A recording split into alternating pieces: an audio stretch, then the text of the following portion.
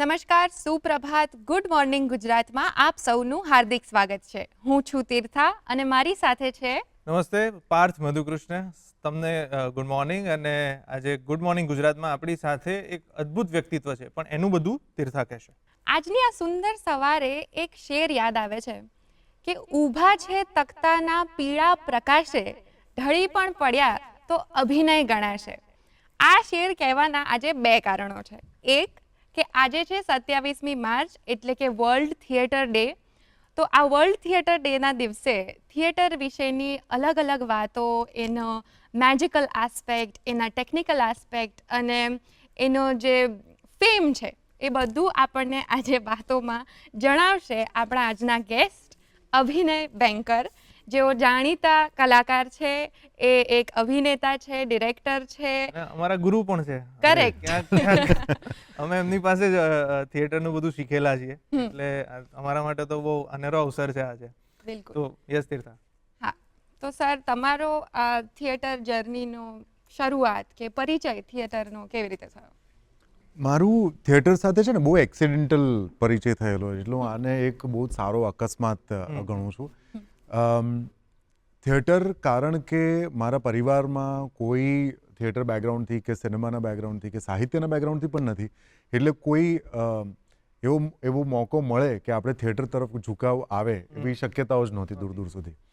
પણ મારા પિતાજીને એવું સ્વપ્નેય ખ્યાલ નહીં હોય કે એમણે અજાણતામાં જે બી રોપ્યા છે નાનપણમાં, એટલે એ બી એવી રીતે રોપાયેલા હોય કે એમને પોતાને ફિલ્મો અને નાટકો જોવાનો ખૂબ શોખ અને સાહિત્યમાં તો ખૂબ રુચિ. એટલે એવું પણ બન્યું હોય કે મારે પરીક્ષા હોય બીજા દિવસે અને આગલા દિવસે સાંજે ઓફિસથી આવ્યો અને એમને આમ સૂઝ્યું હોય કે એક આ ગર્દિશ નામની સરસ ફિલ્મ છે, ચલ જોવા જઈએ. એટલે જે કપડાં પહેર્યા હોય એવો ને એવો સ્કૂટર બજાજ પેલું આવે 150 એની પાછળ બેસાડીને લઈ જાય ફિલ્મ જોવા માટે. અને એમને એવું હતું કે આ કેટલી સરસ વાર્તાઓ છે જે કદાચ હું ફિલ્મના માધ્યમથી હું બતાવી શકું. મને એવું યાદ નથી આવતું કે મેં થિયેટર બહુ જોયા હોય, પણ કદાચ આ જ બધા જે જુદા જુદા બી રોપાયા છે એ એમના જાણ બાર અમુક વર્ષે ઉગી આવ્યા અને બહુ એક્સિડેન્ટલી થિયેટર સાથે હું જોડાઈ ગયો છું.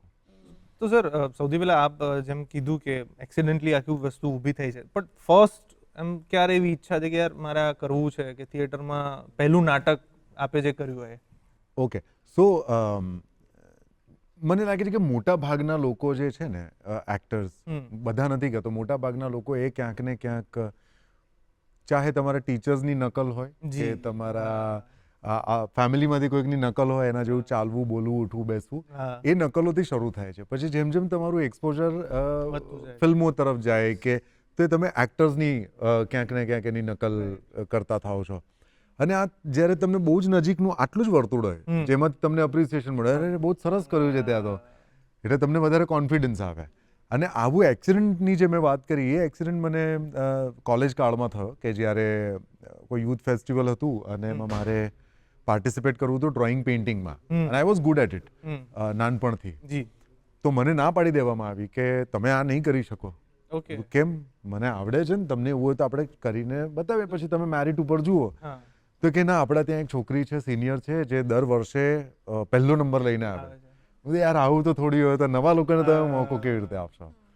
મેં કીધું બીજું શું છે? તો it was out of anger, બિલકુલ ગુસ્સામાં કહેવાયેલી વાત હતી. એટલે દેખી તો ગુસ્સો નહીં, પણ ઇન્ટરનલ એક ગુસ્સો જે હોય કે યાર આવું તો થોડી હોય, તો બીજું શું છે મને કહો. તો એમણે કહ્યું કે છે બધું નાટકનું ઇવેન્ટ છે ને. પછી એમાં એક ઇવેન્ટ હતી મિમિક્રીની. બધું હા આવડે છે મને, તો કંઈક 4-5 કરીને બતાવ્યો, તો આપણે સિલેક્ટ થઈ ગયા, એમાં જીતીને પણ આવ્યા. પછી જે આગળના જે લેવલ્સ હોય ત્યાં સુધી ગયા. હવે થયું એવું કે એમને એવું લાગ્યું કે આ કરે છે તો એક્ટિંગ પણ સારી કરી લેશે. તો એ જે તે વખતના જે એક મેન્ટર હતા, જેમણે અમને યુથ ફેસ્ટિવલ જે તૈયાર કરાવડાવવા આવતા હોય છે, તો એમણે મને એક્ટિંગમાં લીધો. એ નાટક પણ જીત્યું ને એવી રીતનું.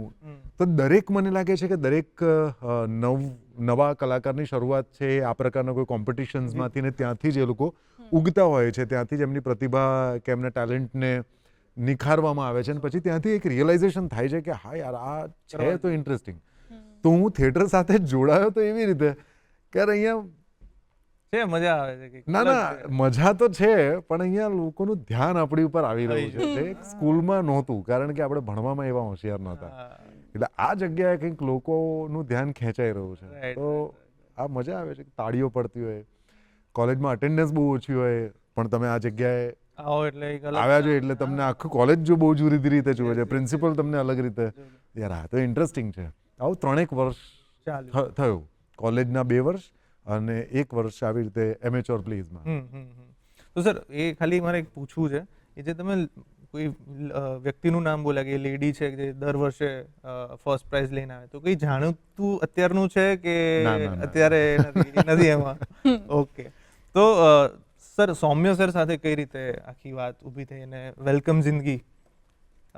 ઇન્ટરેસ્ટિંગ. હું થોડીક એની રૂપરેખા બાંધી દઉં કે મેં વેલકમ જિંદગી એ મારું પહેલું એવું પ્લે કે જે આટલા બધા શોઝ કર્યું. અત્યારે લગભગ 1000ની આસપાસ. 1000થી ઉપર શોઝ થઈ ગયા છે અને હવે તો 2 ભાષામાં થઈ રહ્યા છે.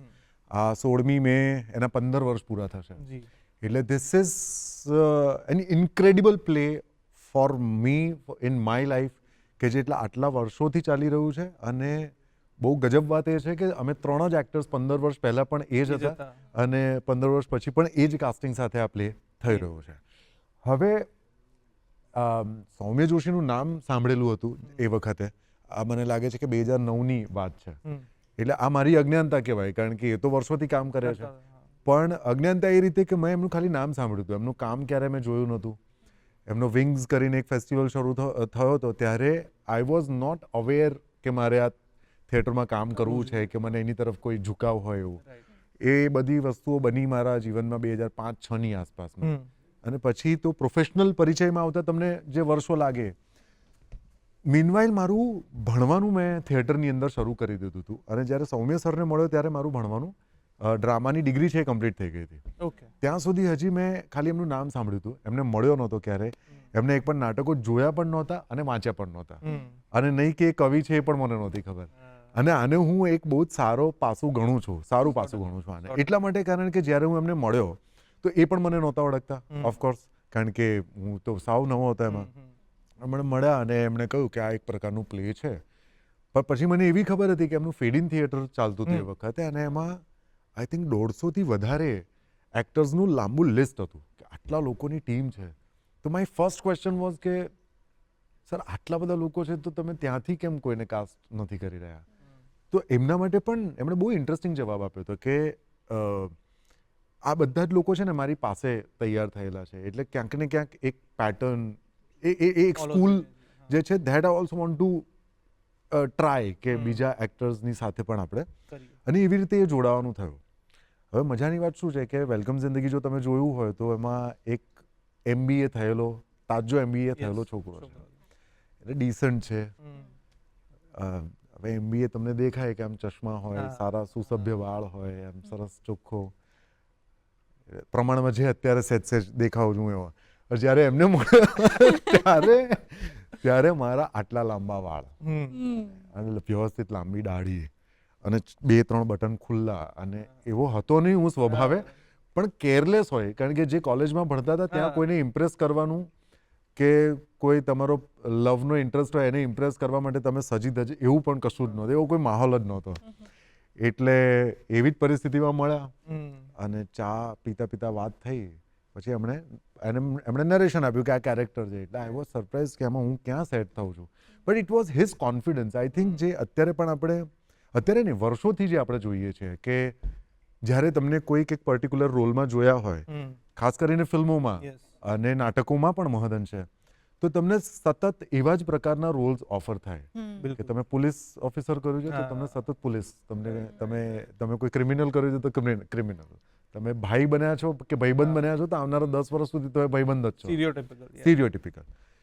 સો સૌમ્ય સરની એ નજર મને, એના માટે મને ઇમેન્સ રિસ્પેક્ટ ત્યારથી એ હતું કે you can see through the actor કે જે એ અપિયર થાય છે, જે દેખાય છે એના કરતાં એને તમે કેટલું મોલ્ડ કરી શકો છો, એને કેટલું ગ્રૂમ કરી શકો છો.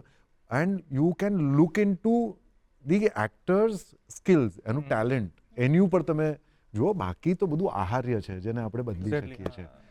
સો ત્યાંથી એ જર્ની શરૂ થઈ ને અમે લોકોએ લગભગ 9 મહિના રિહર્સલ કર્યા અને રેસ્ટ ઇઝ ધ હિસ્ટ્રી. 15 વર્ષ થઈ ગયા છે, 1000થી વધારે ઉપરના શોઝ છે. That was your first play ને? That was my first commercial commercial એટલે હા, એટલે ટિપિકલ કમર્શિયલ કહી શકાય એવું. બાકી એની પહેલા મલ્લિકા સારાભાઈએ એક પ્લે ડિરેક્ટ કર્યું હતું અંશુની, જે રિયલ કેરેક્ટર્સ ઉપર બેઝડ હતું અને જેના અમે લોકો હવે એને કન્સિડર કરવું કે કેવી રીતે કમર્શિયલમાં, બિકોઝ વેન વી સે ઇટ કમર્શિયલ તો એને કાં તો નંબર ઓફ શોઝથી એને આંકવામાં આવે છે, કાં તો બોક્સ ઓફિસ ઉપર કેટલી ટિકિટ્સ વેચાય છે, અથવા તો એવી રીતે. પણ એ અંશુની નામનું જે પ્લે હતું, again it was an experimental play, પણ અમે આખા હિન્દુસ્તાનમાં લગભગ 150થી વધારે શોઝ કર્યા હતા એ જે તે વખતે 2 વર્ષમાં, અને which is a great number. It was around 2007-8. હા, so that was your first play અને that was my first play કે જેના આટલા શોઝ થયા. હા. બાકી પહેલું પ્લે જો યાદ કરવા જાઉં તો વાહ, મને અત્યારે યાદ આવે છે કે અગેન નાટકની અંદરનું નાટક હતું. એટલે વિનોદ જાની સાહેબ, રાગી જાની જે છે આપણે એમના પિતાજી, વિનોદ જાની સાહેબનું લખેલું એક બહુ જ સુંદર નાટક છે, 3 ગુલાબી ચા કરીને એક નાટક છે. ઓકે. એમ લોકો આવી જ રીતે મિત્રોએ બધા મળીને, એક મેન્ટર હતા, એમને પણ કંઈક કરવું હતું ને એવી રીતે એ પ્લે તૈયાર થયું. અને જેમાં એક થિયેટર આર્ટિસ્ટ છે, અને હવે ફિલ્મોનો દોર એટલો બધો વધી ગયો છે, એ નાટકની કથા એ છે કે ફિલ્મોનો દોર એટલો બધો વધી ગયો છે કે બધા એક્ટર્સ છે એ થિયેટર છોડીને ફિલ્મો તરફ જાય છે. જે ઓડિટોરિયમ છે, થિયેટર છે, એ પણ હવે વેચાવા ઉપર છે. અને એમાં એક થિયેટરનો જે માણસ છે એની વ્યથા શું છે. સો આઈ વોઝ સો લકી, અને મને હવે રિયલાઇઝ થાય છે કે એક કંઈક કનેક્શન હશે કંઈક લેયર્ડ વાળા. તો આમ એ પહેલું પ્લે જે એકાંકી નાટક હતું. પછી કમર્શિયલ નાટકોમાં તો પછી સમુદ્ર મંથન ને અકુપાર ને ઘણા બધા નાટકો થયા.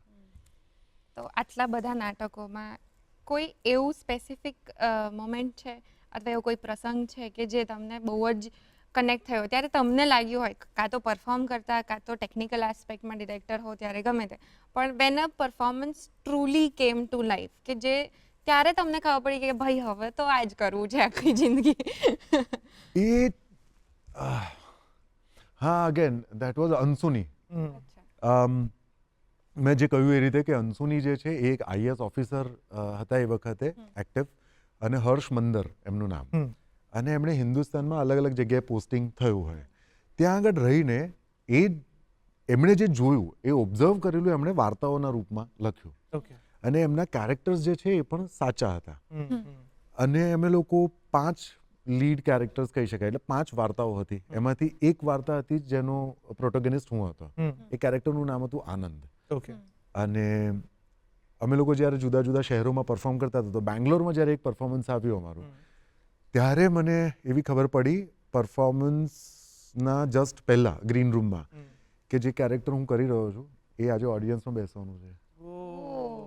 અને આ એ કેરેક્ટરની જર્ની હતી કે એક કચરો વીણનારો માણસ હોય, રેગ પિકર, એ કેવી રીતે ત્યાંથી નીકળીને જે તે સ્ટેટસમાં અત્યારે છે, એ કેવી રીતે એની જર્ની છે એની વાત, અને એ લાઈફ સાથે શું થયું.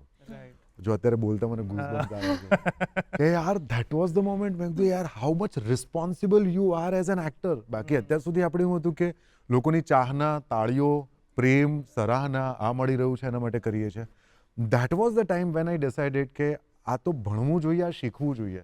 You can't take your stage, કે જે પ્લેટફોર્મ ઉપર તમે ઊભા રહીને એક શબ્દ પણ બોલો છો અથવા તો નથી બોલતા ને ખાલી ઊભા છો, તો એ કેટલી જવાબદારીવાળી જગ્યા છે.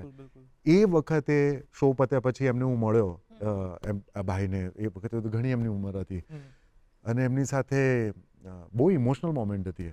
But that time I decided કે યાર આ ક્રાફ્ટને તો જઈને ભણવું પડશે, શીખવું પડશે, અને આને ગ્રાન્ટેડ ન લઈ શકાય. Can't just go on stage અને 2 ટુચકા અને ડુસ્કાવાળી ઘટનાઓ કરીને બહાર આવી જાય. You can't do that. તો સર, તમે જેમ કીધું કે આપનું જે પહેલું નાટક હતું, તો એમાં જે રીતે આખું એક થિયેટરનો દોર ખતમ થઈ રહ્યો છે ને ફિલ્મોનો દોર વધી રહ્યો, આવું કંઈક નાટક હતું. ક્યાંક આપણે એ પણ જોઈ રહ્યા છે ગુજરાતમાં રાઈટ નાઉ કે થિયેટરની એક્ટિવિટી વધી તો છે, લોકો અવેર થયા છે, બટ સાથે સાથે ગુજરાતી ફિલ્મોનો એક હાઇપ હવે ફરીથી ઊભો થયો છે. તો તમને એવું કંઈ લાગે છે કે ફિલ્મોના કારણે ફરીથી થિયેટરને કંઈ પ્રોબ્લેમ થશે, નહીં થાય? આપનું શું મંતવ્ય છે એના ઉપર? થિયેટરને તો પ્રોબ્લેમ ક્યારેય નહીં થાય, કારણ કે એ ફોર્મ જ એવું છે કે જેના માટે તમારે થિયેટર સુધી જવું પડે રાઈટ. અને એ લાઈવ જ જોવાની મજા. હા. ઘણી વખત તમને કહેતા હોય છે કે તમારા આટલા બધા નાટકો થયા છે અને એનું કોઈ વિડીયો રેકોર્ડિંગ મળશે. તમે કેવી રીતે જોઈ શકો યાર? એ વીજળી અમારું જે નાટક છે એના માટે ઘણા લોકો એવું હું આવું છું સર. હા એટલે કે આનો વિડીયો આની લિંક, આ લિંક નથી, એના માટે આવો તમે. અને અમે લોકો આપણને ખબર છે કે થિયેટરનું જે 1000 કે 700 માણસની કેપેસિટી છે એટલા જ લોકો જોવાના છે અને બહુ લાંબી મજલ છે કે તમે કેવી રીતે લાખો લોકો સુધી પહોંચી શકવાના છો. પણ એક્ટર પણ ત્યાં જ જીવે છે, ત્યાં જ ભૂલ કરે છે, ત્યાં જ એને તરત ને તરત સુધારે છે. અને ઓડિયન્સ પણ એને ખબર છે કે હું આ એક નાટક જોવા માટે જ આવ્યો છું કે આવી છું. અને એ જ ક્ષણ ત્યારે ઓડિયન્સ પણ જીવે છે. એ ક્યારેય નથી મરવાનું. એ રેડિયો આવે ત્યારે પણ નહોતું, એ પ્રશ્નો હતા, એ ફિલ્મો આવી, ફિલ્મોમાંથી એટલે કેસેટમાંથી સીડીમાંથી નેવર ગોઈંગ ટુ ડાય. તો સર એક્ટિંગ તો આપે ઘણા નાટકમાં કરી છે, પણ પછી તમને એમ વિચાર આવ્યો કે ચલો હવે ડિરેક્શનમાં પણ મારે ઝંપલાવવું છે. આપ વર્ષોથી ઘણા બધા બાળકોને ભણાવી જ રહ્યા છો થિયેટર, એ તો ખ્યાલ જ છે.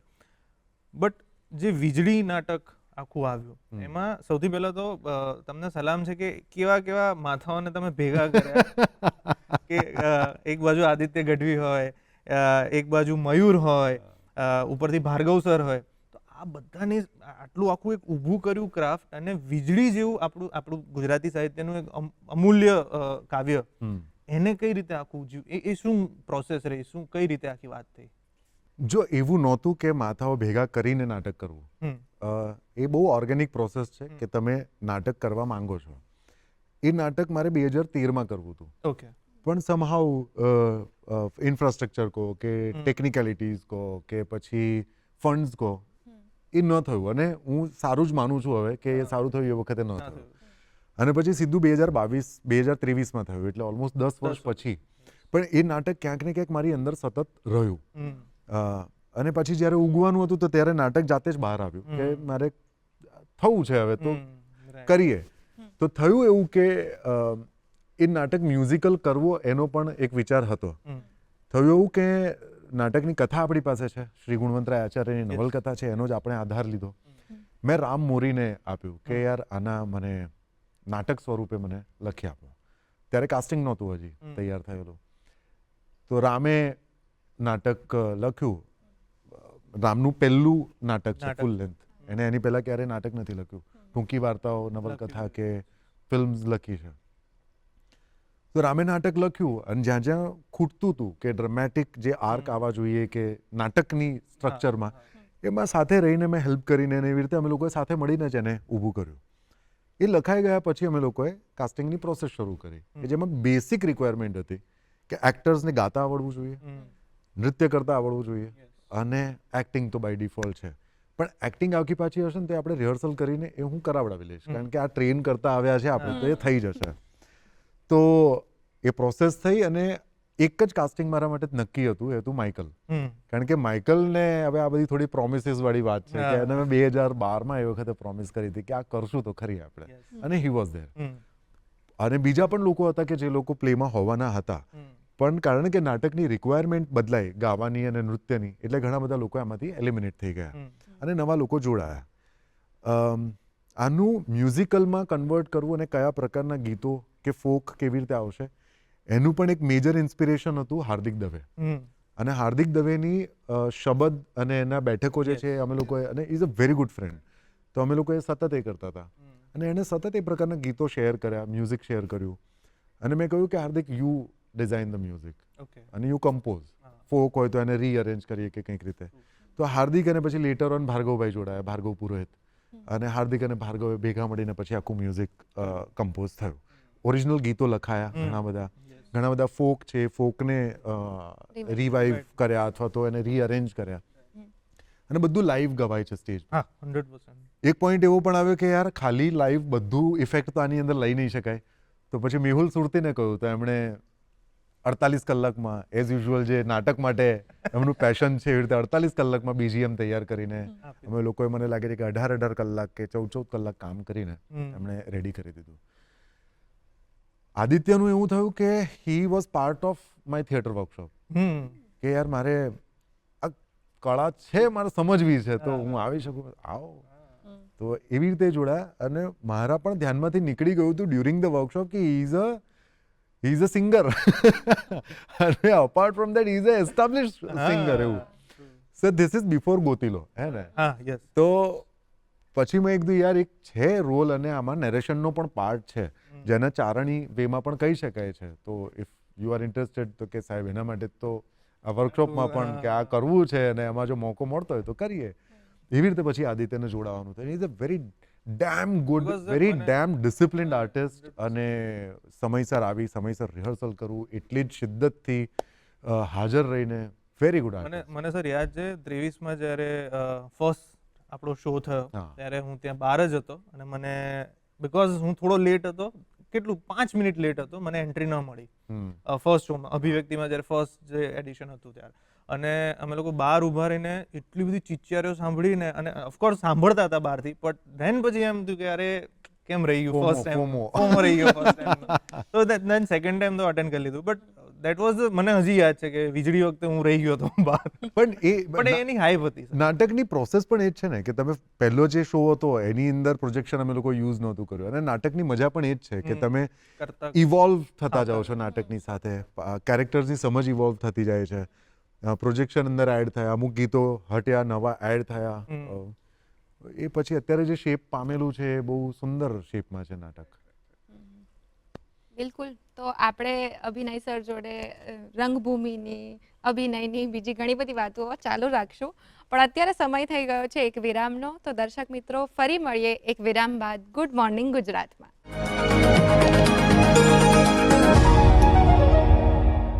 તો મિત્રો, ગુડ મોર્નિંગ ગુજરાતમાં સૌનું ફરીથી સ્વાગત છે. આપણે અભિનય સર સાથે વાત કરી રહ્યા હતા એમની થિયેટર જર્ની અને એમના પ્લેઝ વિશે. પણ હવે આપણે ભરત મુનિનું જે નાટ્યશાસ્ત્ર છે તે ઉપરથી જે આખું પ્રેરિત થઈને જે આપણું પરંપરાગત સ્ટેજ છે, આપણે ત્યાં જે નાટકો ભજવાય છે એનું પરંપરાગત જે આખું આર્કિટેક્ચરલ વ્યૂથી જે સ્ટેજની ડિઝાઇન ને બધું છે એના ઉપર એક અદ્ભુત સ્ટોરી આપણે બનાવી છે. તો એ આપણે જોઈએ.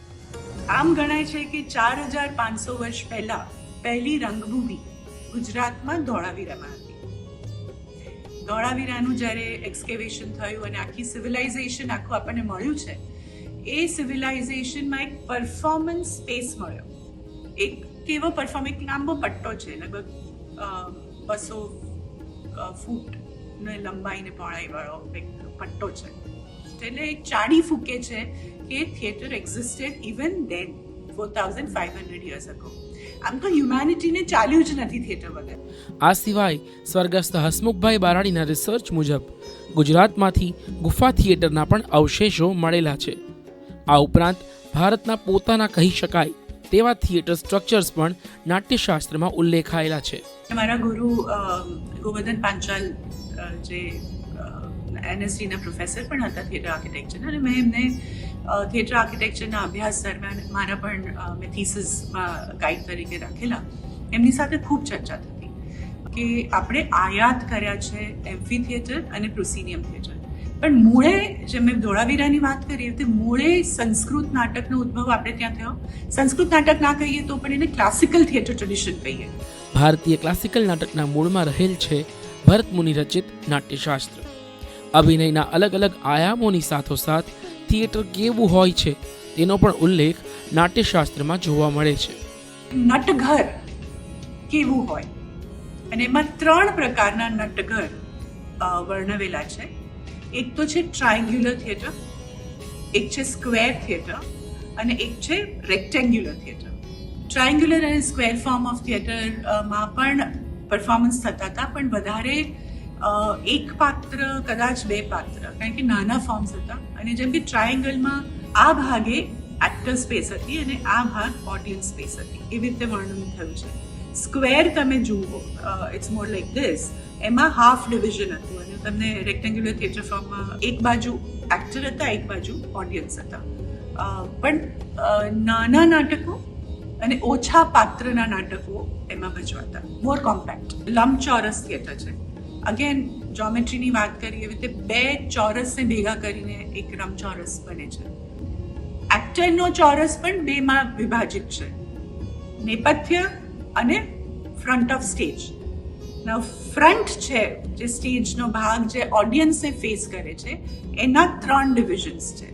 વચ્ચે વધારે લાંબુ મોટું ડિવિઝન છે જે એકદમ સામે ઓડિયન્સને દેખાય છે, અને બાજુમાં 2 નાની સ્પેસીસ છે જેને મત્તવારણી તરીકે ઓળખાવાય છે. અને આ પહેલી વાર ગોવર્ધન દાદાએ વાત કરી કે આ 2 સ્પેસીસ એવી છે જ્યાં સાયમલ્ટેનિટી ઓફ એક્શન થાય છે, બને છે. અને આ 2 સ્પેસીસ આપણે ઘણી બધી ઇન્ડિયન આપણા સ્કલ્પચર્સ જુઓ, પેઇન્ટિંગ્સ જુઓ, એમાં એક જે બતાવવું છે પેઇન્ટરે, પણ સપોઝ કોઈ વ્યક્તિનું પેઇન્ટિંગ છે કે સ્કલ્પચર છે, એની સાથે બીજે શું બની રહ્યું છે એના મનમાં, કાં તો સાયમલ્ટેનિયસલી સે બહાર વ્યક્તિ છે ને ઘરમાં શું બની રહ્યું છે, તો એની સાથે જ એક સાયમલ્ટેનિયસલી આ ડિપિક્ટ થતું આવ્યું છે. એવું જ થિયેટરમાં થતું. આ પ્રકારના ક્લાસિકલ નાટકના ભવન આજે અસ્તિત્વમાં નથી, પણ તેની ભજવણીની શૈલીથી પ્રેરણા લઈ આજે પણ ઘણા પરફોર્મન્સીસ થઈ રહ્યા છે. ક્લાસિકલ સ્ટેજમાં લાઈવ મ્યુઝિક હતું, આપણે ટોટલ થિયેટર માનતા. ત્યારે નાટક, નૃત્ય અને સંગીત જુદા અને એના વિચ્છેદ નહોતા થયા. It was total performance. Actor guys, actor વગાડે, એક્ટર એક્ટ કરે, આ બધું જ એ વ્યક્તિમાં એના ટ્રેનિંગમાં પણ જરૂરી હતું, અને એ રીતે જ આપણા પરફોર્મન્સીસ થતા.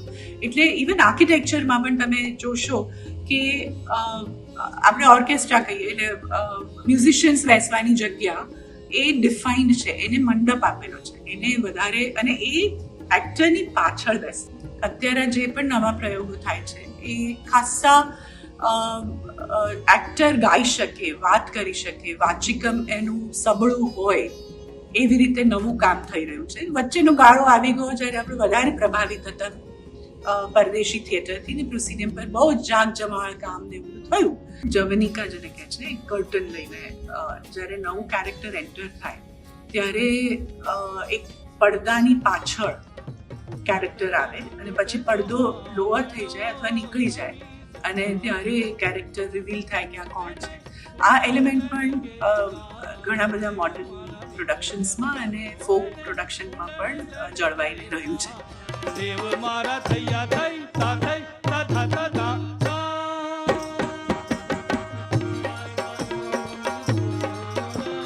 ભારતીય પ્રશિષ્ટ સંસ્કૃત રંગભૂમિ અને પરંપરિત મંચકલાઓમાંથી જ ભારતીય નાટક જન્મશે. જોયું કેટલું ફેસિનેટિંગ છે. અંગ્રેજો આવ્યા પછી પ્રોસિનિયમ, એમ્ફી થિયેટર, ટ્રસ્ટ, એ બધા અલગ અલગ ટાઈપના બન્યા. તે પહેલાં આપણા નાટ્યગૃહો કેટલા સરસ હતા અને કેટલી સરસ વિઝન હતું. અને like it is sad in the video કે થિયેટર વગર માણસોને ચાલતું નથી. એટલે તો ત્યારે પણ એ જ હતું, અત્યારે પણ એ જ છે. બિલકુલ એ થયા જ કરશે. તો ફરી પાછા આવીએ. આપણે વિરામ પહેલાં વાત કરી સર તમે કે ડિરેક્શનની, અને તમે તમારા વીજળી નાટક વિશેની આખી પ્રોસેસ કીધી. તો કોન્સેપ્ટથી એક્ઝિક્યુશન સુધીની જે આખી એક ડિરેક્ટોરિયલ પ્રોસેસ છે એનો સૌથી રિવોર્ડિંગ આસ્પેક્ટ કયો છે? એટલે તમારા વિઝનથી તમે સર એ ઓડિયન્સની તાલી ઓફ કોર્સ. ના એ તો છે જ, ના, but- એ વધારે સ્કેરી હોય છે ઇનફેક્ટ. હા એટલે તમારા વિઝનને એ કેટલું સાચું રહે, બિકોઝ નાટક એવરી ટાઈમ ઇવોલ્વ થયા જ કરે છે. તો when do you know when should you stop, or when to know that how do you stay true to your vision? અરે ના, ઓફકોર્સ રિવોર્ડિંગ. તાળીઓ છે ને ઘણી વખત સ્કેરિંગ પણ હોય છે, બહુ તમને ડર રાખે.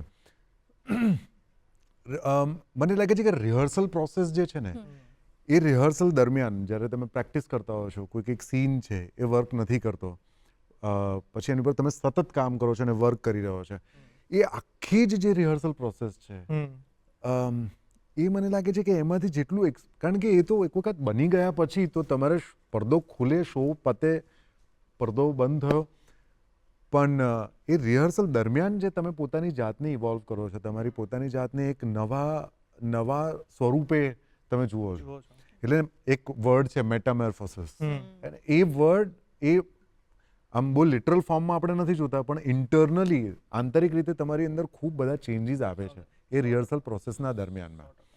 બાકી જો એક્સટર્નલ રિવોર્ડિંગ પાર્ટ જોઈએ તો મારા ઘરમાં એક બહુ જ સરસ મજાનું પેઇન્ટિંગ છે. અમે લોકોએ ભુજમાં શો કર્યો હતો. તો કોઈ ઓડિયન્સે એટલું મહેનતથી બનાવેલું અને બહુ માત્ર ચિત્ર એટલે આમ દોરેલું પેઇન્ટિંગ નથી પણ બહુ ડિટેલિંગ વાળું કામ છે. વીજળીનું આખું વહાણ, ત્યાં એક રાહ જોતી અમીના અને દરિયો, અને એટલું સુંદર ફ્રેમ કરીને ત્યાં અમને ભેટ આપેલું હતું. હવે એ નાટક જોવાવાળો વર્ગ છે, એને આ નાટક સાથે કંઈક તો હશે. એક બોટલની અંદર કોઈકે મેસેજ લખીને અમને મોકલેલો. એટલે એટલી બધી અમુક આ સામાન્ય રીતે નથી બનતું દરેક નાટકો સાથે. એટલે આ એક બહુ મોટું રિવોર્ડિંગ છે મને લાગે છે કે આખી વાત. અને ખાસ કરીને જ્યારે કોઈક આવા ઐતિહાસિક નાટક છે પણ જ્યારે આજના યંગસ્ટર્સ લોકો આવીને જ્યારે એમ કહે કે આની સાથે હું કનેક્ટ થઈ ગયો કે થઈ ગઈ, અથવા તો આની સાથે આ સીનમાં હું રડી પડી, ત્યારે આપણને એમ થાય કે તમારા પ્રશ્નોનો આગળના પ્રશ્નનો જવાબ પણ અહીંયા મળી જ જાય છે કે ક્યારે આ ને અસર થશે. નહીં થાય, કારણ કે અહીંયાથી જે સીધું ઓડિયન્સ સુધી પહોંચે છે એ કનેક્ટ થાય છે. And that is the most rewarding part. અને when something changes in the audience's heart or in their behaviour, એમના રોજિંદા જીવનની અંદર કંઈક નાનકડો ફેરફાર આવે છે ને, એ સૌથી મોટો રિવોર્ડ છે મને લાગે છે. તો સર, આપણે થિયેટરથી ચાલુ કર્યું, ધેન વચ્ચે લગભગ 2012ની સાલમાં જ્યારે ગુજરાતી ફિલ્મો સંપૂર્ણ મરી પરવાળી હતી, ત્યારે અભિષેક સરે એક ઇનિશિયેટિવ લીધું ને જે પહેલું ફિલ્મ આપણું અર્બન સિનેમા જે અત્યારે નવો દોર ચાલી રહ્યો છે, તો એમાં આપનું જે કાસ્ટિંગ હતું, because that was the first film કે જે લોકોએ જોયું હતું અને એમ લાગ્યું કે હા કંઈક નવું ગુજરાતી આખી વસ્તુ ચાલુ થઈ છે. તો કેવી રીતે જયેશમાં આપ કઈ રીતે જોડાયા? શું એ નાનકડું? તમે તો આખું નોસ્ટાલ્જિયામાં લઈ જાઓ છો, કારણ કે this is all very interesting process. હું કાસ્ટિંગ ડિરેક્ટર નથી અને ત્યારે પણ નહોતો. આઈ ડીડ નોટ નો કે કાસ્ટિંગ ડિરેક્શન એટલે શું. બીજું કે અભિષેક સર એટલે અભિષેક જૈન, કે જેમણે, કારણ કે બે તો અભિષેક જૈન વોઝ ધ વન કે જેણે આખા જ ગુજરાતી સિનેમાને એક નવું માર્કેટ ખોલીને આપ્યું છે. એમણે એક નવો દ્રષ્ટિકોણ પણ આપ્યો કે આ પ્રકારની વાત આ ટેકનિક સાથે પણ કહી શકાય છે. મને લાગે છે કે નવું સંગીત પણ છે એ પણ ત્યાંથી. એની સાથે એક ફેક્ટ એ પણ છે કે આશિષ કક્કડ સાહેબ એમણે પહેલા આપ્યું હતું, પણ એટલે એ જ છે, બંને સાથે સાથેની જ વાત છે. પણ જે એકદમથી લોકોને અડી ગયું કે વધારે પોપ્યુલર થયું એ, કારણ કે આપણી વાત આપણે નેક્સ્ટ ડોરની વાત હતી કે દરેક માણસને પરદેશ જવું છે, ત્યાં જઈને સેટલ થઈ જવું છે. એવું કેવી રીતે જયેશની વાત, એટલે લોકો કનેક્ટ થઈ ગયા. તો આ ફિલ્મ જ્યારે અભિષેક જૈને લખી અને એમણે ત્યાંથી આવ્યું કે અમે લોકો એક્ટર શોધી રહ્યા છે અને તમે થિયેટરની અંદર આટલા વર્ષોથી સંકળાયેલા છો તો તમે અમને આમાં કંઈક હેલ્પફુલ થઈ શકો. તો હું તો ગયો મળવા માટે અને મેં જોયું કે વાત બહુ જ સરસ છે અને બધા જ લોકો એટલા બધા પેશનેટ હતા કામ કરવા માટે. અને બધા યંગસ્ટર્સ, કોઈ તમને સફેદવાળવાળું માણસ દેખાય નહીં, બધા યંગસ્ટર્સ, બધા લોકોને કંઈક કરવું છે. યાર આ એનર્જી તો બહુ કમાલની છે. અને ઓફકોર્સ હું પણ યંગસ્ટર્સ એટલે અમે બધા સેમ જ એજના. યાર આ એનર્જી બહુ કમાલની છે. વાર્તા કીધી, અમને સ્ક્રિપ્ટ શેર કરી કે આ છે. પછી એ વખતે જે નામ સૂઝ્યા આપણા સર્કિટમાં કે જેમને આપણે ઓળખતા હતા, એવા અમદાવાદથી, ગુજરાતના અલગ અલગ શહેરોમાંથી કે મુંબઈથી, એ બધા નામ સજેસ્ટ કર્યા. અમુક લોકો સેટ થયા, અમુક લોકો નહીં થયા. અમુક લોકોને તો ચેલેન્જ મોટી હતી મારા માટે કે એમને કન્વિન્સ કેવી રીતે કરવા કે આ ગુજરાતી ફિલ્મ છે. કારણ કે ગુજરાતીના ફિલ્મોના નામથી જ અમુક લોકો તો ભાગતા હતા કે અરે યાર તમે પેલી જ. અને હું એમાં કાંઈ ખોટું નથી માનતા, એનો એક અલગ વર્ગ છે, ચોક્કસ વર્ગ છે ને ગુજરાતી ફિલ્મ ઉતારે છે. હા, રાઈટ. તો એ આખું અલગ અપ્રોચ સાથે એમ થતા એવું થયું કે અભિષેક સરે એવું કહ્યું કે અભિષેક જૈને કે તમે ઓફિશિયલી કેમ આમાં નથી જોડાઈ જતા? Why don't you take care of the casting department? આમાં શું હોય ને શું કરવાનું મને ખબર નથી, મને કે જે તમે કરો છો એ જ કરવાનું છે, કે અટકીશું તો I will guide you. Okay, એવી રીતે પછી રિસ્પોન્સિબિલિટી લીધી. મીનવાઇલ સ્ક્રિપ્ટ, કારણ કે થિયેટરનું આપણી પાસે જે એક્સપિરિયન્સ કે એનો બેકગ્રાઉન્ડ કે એનું સ્ક્રિપ્ટિંગનું જે નોલેજ હોય એ થોડું શેર કર્યું. એ વખતે આખી ટીમમાં પણ એ હતું, અભિષેક શર્મા પણ એ હજી એ છે કે van there is a room of discussion કે અહીંયા તો એ સજેશન્સ ચોક્કસ સાંભળશે, જ્યાં લેવા જેવા હશે એ એને અપ્લાય પણ કરશે, રાઈટ. તો એમાં ઘણી બધી વસ્તુઓ હતી સ્ક્રિપ્ટને લઈને, એ પણ અમે લોકોએ ડિસ્કસ કરી. તો slowly I also involve in to script writing. તો એ પ્રોસેસમાં પણ લગભગ 6-8 મહિનાની પ્રોસેસ રહી. ત્યારબાદ હું ડિરેક્શન ટીમમાં પણ જોડાયો. તો આઈ વોઝ ઓલ એન્ડ સોલ એ લોકોનું જે કોર ટીમ હતી એમાં પછી જોડાઈ ગયો હતો. It was a great process અને I am glad, I am very happy and honoured to be part of such film કે જેણે ગુજરાતી ફિલ્મોની આખી દિશા બદલી છે. તો thank you so much sir, તમે અમને ઘણું બધું નાટક વિશે કહ્યું, આપણે ફિલ્મો વિશે કીધું, અને નોસ્ટેલ્જિયા જેમ તમને મજા આવી શેર અમને તો કરવામાં, વધારે અમને મજા બહુ મજા આવી. ગૂઝ બમ્સ વાળી story and everything, it was very insightful. Thank you so much for coming.